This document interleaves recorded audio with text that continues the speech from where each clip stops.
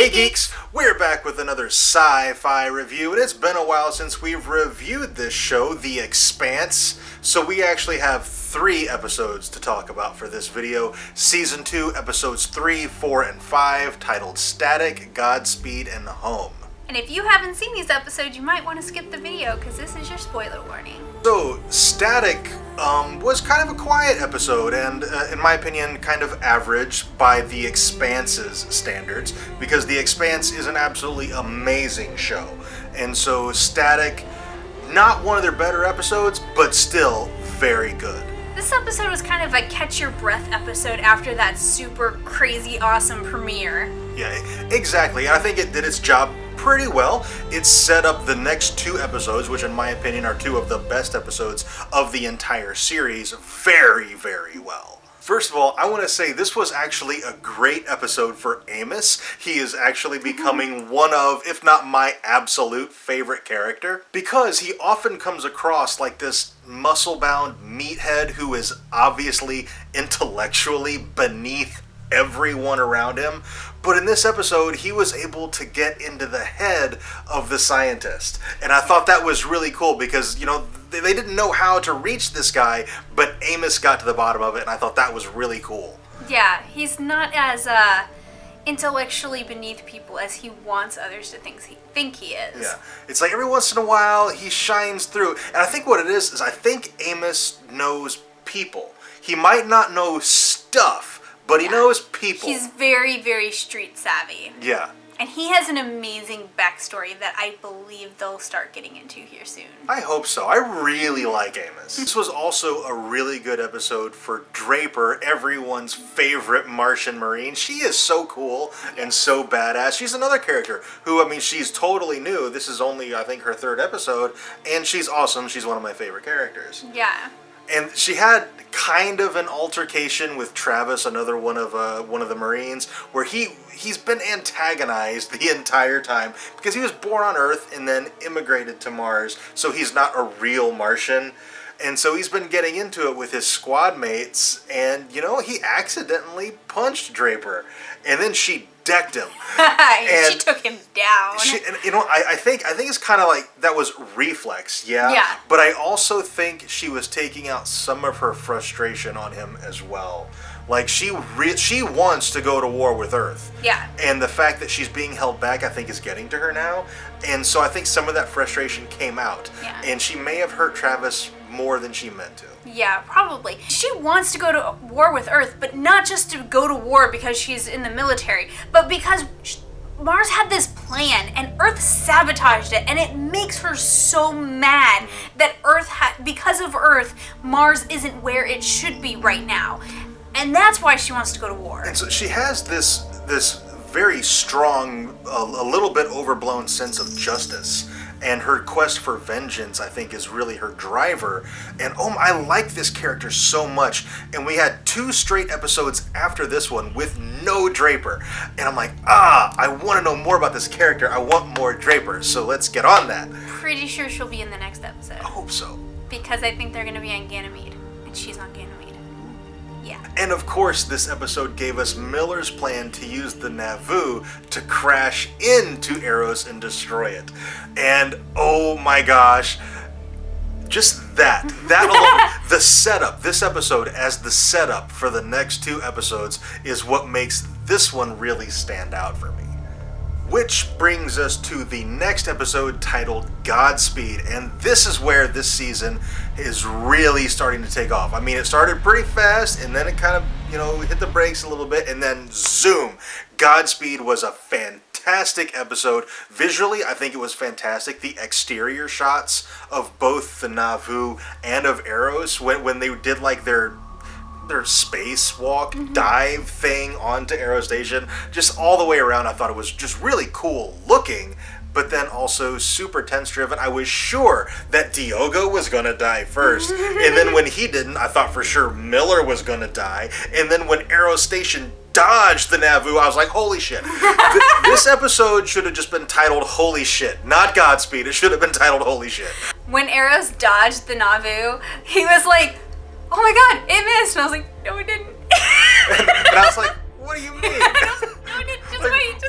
What yes, it is. Holy shit! Oh my gosh, it was so cool. Yeah. They did a great job at, because sometimes when you read something, it's you kind of are like, oh, how's this going to come across? Yeah. And like, they did a great job because from Miller's point of view, it missed. And then it cuts to the instruments and you see that Eros actually changed course. So like, they did it great because it could have been really cheesy if you were focusing on Eros and all of a sudden it just moved. Like, that would have been really dumb. But they used the instrumentation to show that it moved. And I think there was a commercial break there, like the Nauvoo missed, and you're like, holy shit, it missed. And then I think it cut to commercial.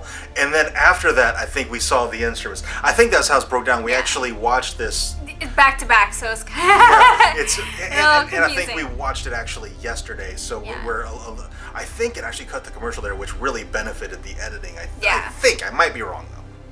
And this is also a really great episode for Holden with his moral dilemma with the medical ship. Yeah, like, Holden has, like, he started the series with this kind of almost holier-than-thou type attitude where he's not going to lie and he's going to broadcast everything to the entire solar system because he's such a good guy. And it's like, every episode, these little things just keep happening to test him and challenge him and make, like, his character has probably had the most growth out of all of the characters on the show because of that. Like, old Holden from the beginning of the show wouldn't have blown up the Doctor ship. He would have allowed them to broadcast. This Holden's like, I can't do that. Yeah, he's becoming way more hardened. Yeah. And I think that's awesome. And you know, at the end of the day, I think he made the right decision. Yeah. It was a really tough call, but I think that was really the only call he could possibly make. Absolutely. The last thing I want to talk about for this episode is Avasarala. She may have made her first really big mistake in this episode. Because Mao more or less knows that she's onto him. And because, I mean, after she grilled him in that meeting with Ehrenreich, not long after that, Mao basically told Ehrenreich to fuck off. And I'm like, dude, Mao has way more resources at his disposal than we really thought, because it appears that he doesn't need the UN. The UN needed him. He didn't need them. And he's like, I'll go do it myself. Fuck you. And I'm like, oh man. And now he is on to Avasarala. So this could have some pretty dire consequences for Avasarala. I have not read any of the books, so I don't know how long she lives in the books, if she's even still alive in them. And also, she doesn't appear till book 2. You've told me that. Yeah, it's been so long since I've read the books, and I read so much that, like, a lot of stuff I've forgotten. So, like, I remember saying that she doesn't appear until book 2, but, like, this stuff now happens. You're second-guessing yourself? Well, it's like, I don't know if they put her into stuff that happened in book 1, but she wasn't actually there, or if they wrote book 1 without telling her part, and you learn her part in book 2. I can't remember how this goes, but, yeah. Which brings us to episode 5, titled Home. And this is easily my favorite episode of the entire series. It was phenomenal. Yeah, and this one was one I was a little worried about. When he goes through Eros, because how it's described in the book, I was wondering how they were going to pull it off and not make it look really cheesy. And they did a beautiful job, like, and Julie Mao, like, how they were going to do her. Because, like, you know, at the end when he goes to her and he has to convince her to go to Venus, like, I was like, how are they going to do that and not make it look really cheesy? But it worked really, really well. They did a great job. Just the interior of, like the last episode, the exterior shots blew my mind. In this episode, the interior of Eros was just stunning. The proto-molecule spores everywhere. And then as he got closer to Julie and how things got a little thicker, and then there was like a proto-molecule spore bird. And I'm like, that was the moment that I was just like, oh my gosh. Like, for some reason, that hit me especially hard. And just the whole thing, the setting with like I said, like with like the spores and then the color and everything. And then they used the bomb as a great plot device where he, like, occasionally he would, like, lose control of it and it would be about to go off. He would have to tap it again and reset it. I thought that was a great tension builder. A little artificial tension there, but I think it worked really, really well. I like that quite a bit. But the big question at the end of this episode is, are Miller and Julie still alive? I think they are. I think they're not the Julie. Well, Julie is obviously not the Julie she was before encountering the proto-molecule. And I think it's probably going to be the same kind of thing with Miller, where he will be Miller but not Miller. Sort of like a Force ghost kind of a thing. I don't know. Proto-molecule ghost. And again, Holden had another kind of crisis that he had to deal with, and it was kind of, it was a bunch of them really, just stacked right on top of each other, but the one big one was whether to continue pursuing Eros or to trust Miller. And he knew, like, he kind of forfeited his crew. He knew that if they continued to chase Eros, that they were all gonna die, and that the ship was just done on autopilot because they were gonna die, and it was just gonna keep going with it so that the missiles could get to it. But yeah, and then Miller has the alternative plan, which he doesn't share with Holden. So and we don't even know how Holden feels about this right now, because it kind of just happened. Yeah, he gave Holden kind of a vague idea of what his plan was. Like, hey, I'm going to talk to Julie and we'll avert this crisis, or I'll blow up the seed, which is Julie. But, I mean, he really kind of lacked on details. Yeah, especially since the main plan was to put it into the sun. So, because he didn't say any differently, Holden's expecting his talking to Julie, meaning talking Julie into diverting it into the sun. Yeah, their original plan was they were going to push Eros into the sun. And destroy the protomolecule. Yeah. So here's the thing. The original plan was to steer Eros into the sun. But then when he talks to Julie, he convinces her via, I guess, the physical contact and allowing the protomolecule to inhabit him. He's able to almost mind meld with her and convince her to head toward Venus. So in that moment, does he know that the proto-molecule will keep them alive and he can go on living in some form with Julie? Or is he just the best guess kind of a thing? I don't know. I cannot wait to find out. Well, Julie kind of asks him what's going to happen. He said, I don't know, maybe we die. Maybe. And then there's Avasarala in this episode, and there's stuff that happens in this episode that could have some pretty dire consequences for her later.